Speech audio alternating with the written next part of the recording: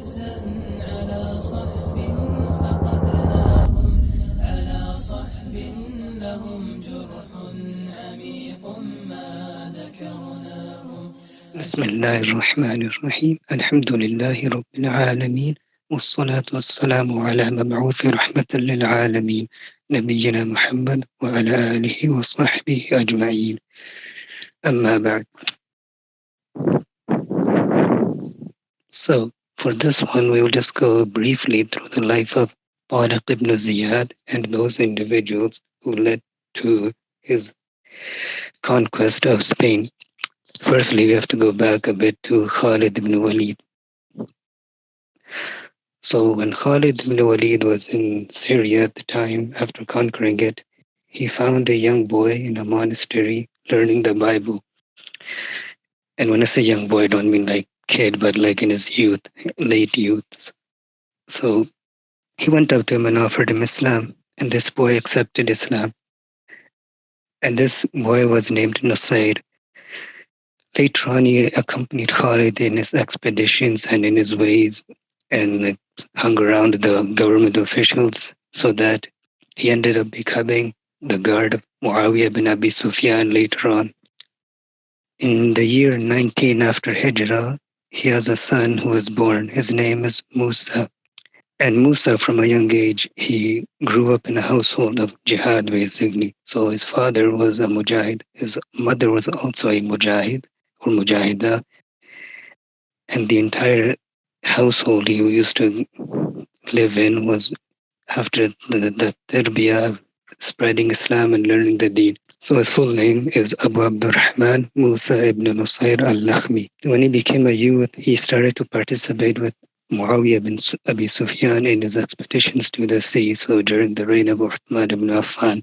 Then later on in his life, he became closer to the government officials, and he ended up becoming a governor in North Africa under the reign of Walid ibn Abdul Malik. So what happened was the first time around, when Uqba ibn Nafi and the other Sahaba, they went to North Africa and they gave them dawah, and some of them accepted Islam, but the very western regions, like what is nowadays Morocco, they accepted Islam out of fear. They were afraid of Uqba. So it ended up happening that since they were scared, they were actually not Muslim, but hiding their kufr inside, and ended up betraying Uqba and fought him and then rebelled against the Muslims. And sadly, Uqba bin Nafi died at that. Now, Musa bin Nusayr comes under the command of Walid bin Abdul Malik that, go back and take control of that land again, and this time actually give them dawah. That was the mistake of Uqba bin Nafi. He was a bit too concerned with trying to go as far as he can to conquer the lands, but not give dawah enough. So this time around, Musa ibn Nusayr, he went to that area in the Maghrib, and he gave them dawah, he called them to Islam. They accepted sincerely this time. And from them, he ended up taking a young boy as a slave. Later on, this young boy proves to be someone very interesting. So he goes, and as he's conquering, he comes to this region called Panja, and he has to go and take it back. And this was the main region that was like instrumental in trying to conquer Andalus because it's at the coast of North Africa, in the Maghreb region. Just today, I think it's called like Tangier or something. So after he conquers the North African areas and becomes the governor, he gives an interesting khutbah to all of them, or yeah, we could call it a khutbah, I guess. He says to them that, I am a man just like you. If you see something good from me, then praise Allah. If you see something wrong from me, then, I'm human like you and I make mistakes like you. So denounce it and correct me. And I am also accountable just like you are accountable. And then he says something very interesting that really makes them, think this guy is on our side and he's going to help us. He says that if you have a need, raise it up to us and we will do our best to relieve you of it. Like all your problems are in our hands now. That's what he's saying. So he moves on to us where he conquers that area, which is Tangier now. And he wants to put someone in charge as the governor of the area. So he puts his freed slave in charge as the governor. And this free slave, his name is Tariq ibn Ziyad. And from a young age, he trained Tariq in the battles. So he was like very brave. Very, he was used to a rough life. That was one thing as well. He was from the Berber tribe, and in that time they were very like in the mountainous regions, or you could say very rough kind of life in that time. Now, what happens is that since Tariq is from them, they will not think that, oh, a foreigner has come to rule over us and subjugate us and push us down like they did with Uqba bin Nafi and the others. They thought, okay, these are just foreigners, just conquering us. So this was another smart tactic of Musa bin Nusayr, that he would teach, he would not teach, he would put him in charge, so as a way that they would gain the trust of someone that is from them. Another thing Musa taught Tariq was the Quran, and then later on, Tariq, when he gives speeches, he uses a lot of ayats from the Quran. That's another thing about him. So what happened was, there was a guy. His name was Julian, and he had sent his daughter to Spain. This is one of the riwayat that that say that how the conquest of Andalus was started. So he sent her to Spain to learn some sciences that were only available in that area. And he was the governor of a very northern tip of Africa, and a little bit of that area he owned. So the person who was in charge, his name was like Ricard or something. I can't really pronounce it, but he ended up doing something to his daughter that made him mad. So he defaulted on her or something. So then Julian comes to the Muslims and he's like, you know, these Christians, they become a bit barbaric and wild and are just doing whatever they want now. So why don't I give you ships and you take your men, go conquer that land and take revenge for me? Of course, he wanted revenge. The Muslims had a much different approach and much different idea in mind. It says that the Prophet ﷺ and the Ansar were entering Al Andalus and they said to Tariq that, come with us and do what you are meant to do. And then on another account, it just says that the Prophet ﷺ said directly to Tariq in a dream that do what you were made for. And this is one of the things that made Tariq convinced that he was going to take over this land no matter what. So comes the year of 92 after Hijrah in Rajab that Musa bin Nusayr, he got around 7,000 ship or 7,000 men in one riwayah, and in another riwayah 5,000 men, and he made Tariq ibn Ziyad their leader. And he said, go up north. Now, just an interesting point. Musa bin Nusayr was not concerned with taking revenge. He wanted to actually conquer this land and bring it under Islamic rule. What he did a few months before, he sent Tariq ibn Malik up north with a few hundred men or so, and he said, go scout the area. Don't invade. Don't do anything.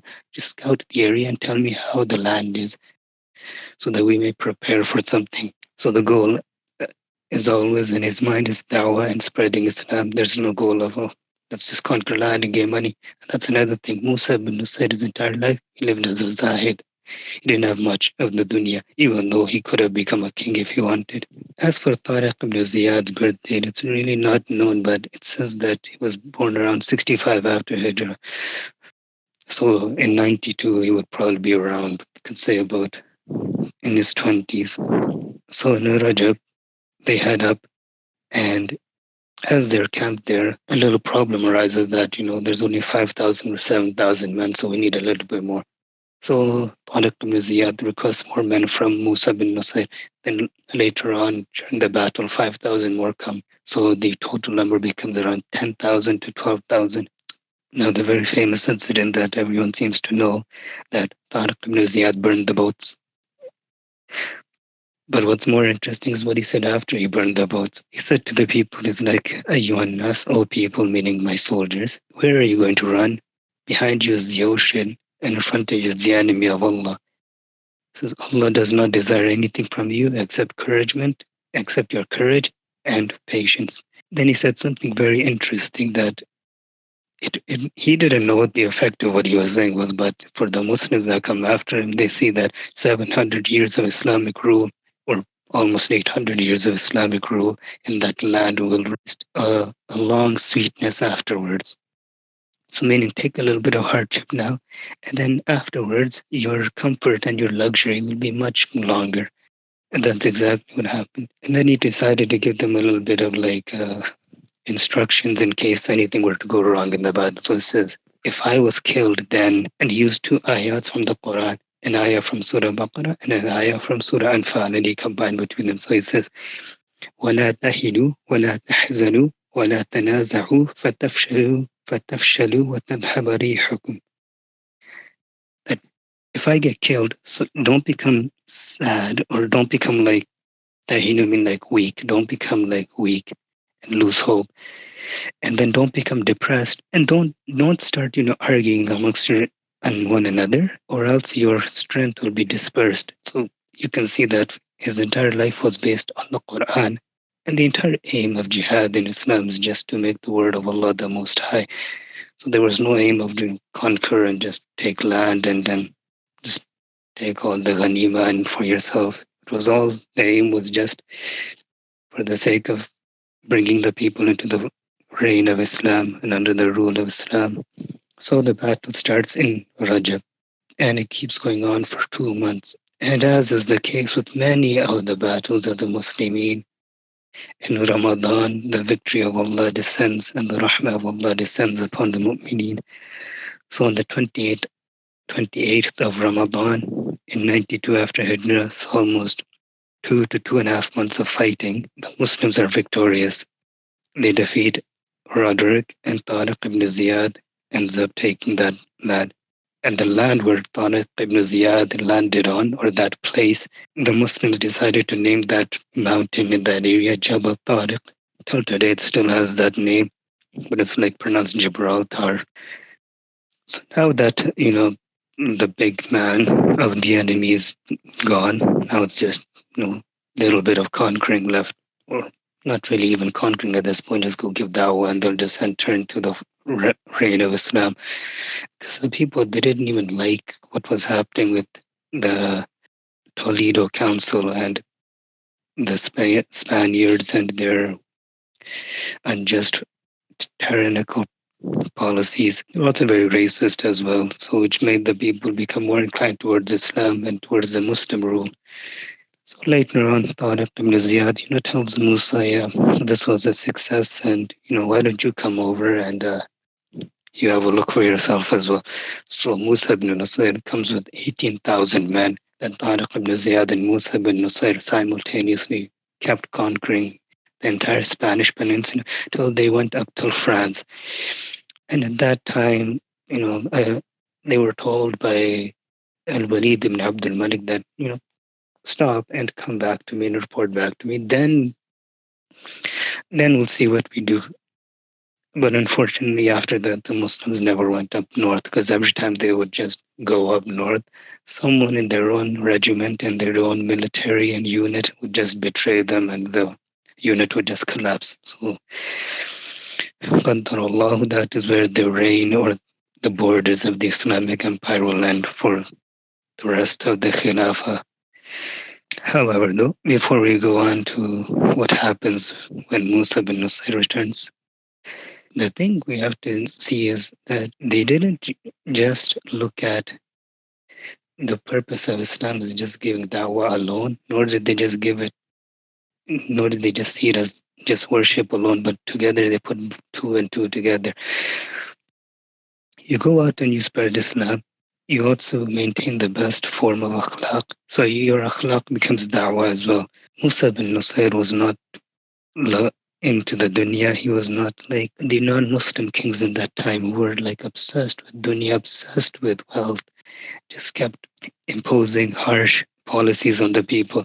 Musa bin Nusayr was nice, easygoing, didn't never, taxed even Ahlul Mimma amongst what they were capable of. And later on, we see that the very same mistake that these non Muslim rulers in the Spanish and other areas were doing, the Muslim rulers will do it as well. But they'll even be worse in this regard because what they'll end up doing is they will end up taking jizya from the Muslims and giving it to the non-Muslim ruler up in France and otherwhere, just to make sure that they don't invade. So then you keep having this like fear and wahan amongst the Muslimin to the extent that you basically sold out your land and you're like an encaged prisoner or encaged prisoners in a land and you're continuously paying to have your freedom, which doesn't even last because then the Spanish Empire of what remained of the Muslim Empire in that time broke up into like many other states as well. And then later on, inshallah, if Allah gives us tawfiq, in this series we'll talk about another hero who came in and fixed this entire mess up, who was also just like Musa bin Nusayr, not into dunya. But this guy was even better. He was an alim. So, anyways, Musa bin Nusayr decides, time to head back. And he puts his son Abdul Aziz in charge of that area of Spain and says, "You're the governor now." And as he's going back, he also said, Tariq ibn Ziyad, you come with me as well. Let's go back to the Khalifa and see what he wants. As they're going, they arrive in the land around Palestine and they get news that Abdul Wali or Walid ibn Abdul Malik is on his deathbed.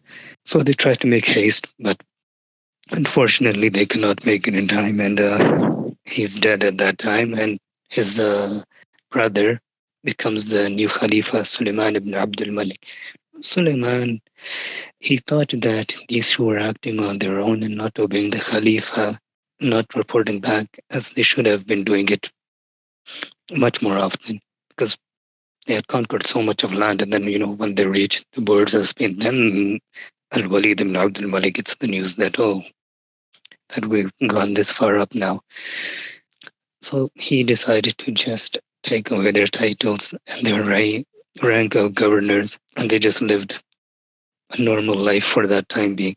Some say they were imprisoned. What happens to Tariq ibn Ziyad after this is unknown. No one knows whether he died, whether he was imprisoned, or whether he just went about his life and passed away. No one knows when he died, even. But in Musa ibn Nusayr, there are a few accounts. Some say that he was imprisoned. Others say that he ended up doing Hajj. And Allahu A'lam, this seems plausible because Musa ibn Nusayr had a dua. He said that, oh Allah, either take me in jihad on the battlefield meeting or take me during Hajj. So Musa ibn Nusayr, at a very old age, in 97 after Hijrah, so to do some quick math, he's about like maybe close to his 80s at this point now. So he was born in 19 after Hijrah and dies in 19, so around 78. And the thing was, for his entire life, he could not do Hajj because he was preoccupied with spreading the deen of Allah subhanahu wa ta'ala. But today, subhanAllah, what is the reason we delay Hajj for things that are much less than this? May Allah rectify our affairs. So, what we see from this entire incident is a bit of a line. If you like, one good person influences another good person, influenced by another good person. It's a continuous line. It's not like, Tariq ibn Ziyad had religious parents or religious friends, or he learned under a lot of ulama. But it was more like, a continuous chain of righteous individuals guiding each other. So what happens firstly is Khalid ibn Walid puts the love of Islam in Nusayr's heart. Nusayr brings up his son with the love of Islam, the love of spreading the deen of Allah subhanahu wa ta'ala. And he decides to marry somebody who also loves Islam and loves spreading the deen of Allah subhanahu wa ta'ala. Her name is not really well known. I could not really find it, but in books she's mentioned as Musa, and it is said that she would participate in Ghazawat and she would actually fight as well. But her role was more like just staying with the women folk. But anytime an enemy would get near the women folk, she would become the warrior and defend all of the people in that area. There were no men around. Rahimahumullah ta'ala. Another thing we see from Tariq ibn Ziyad is that he could use the Quran when it was needed. What I mean is like he knew which ayat hit the people's heart and he knew how to word his sentences in a way that would really take effect on the people. And the psychological, tactical warfare of all of these individuals. Khalid bin Walid is the master of this. used this a lot in many of his battles. He would just trick the opponents. And other times he would, to get his own men on the side, he would try to show some bravery to get the Muslims up on his side. And that's an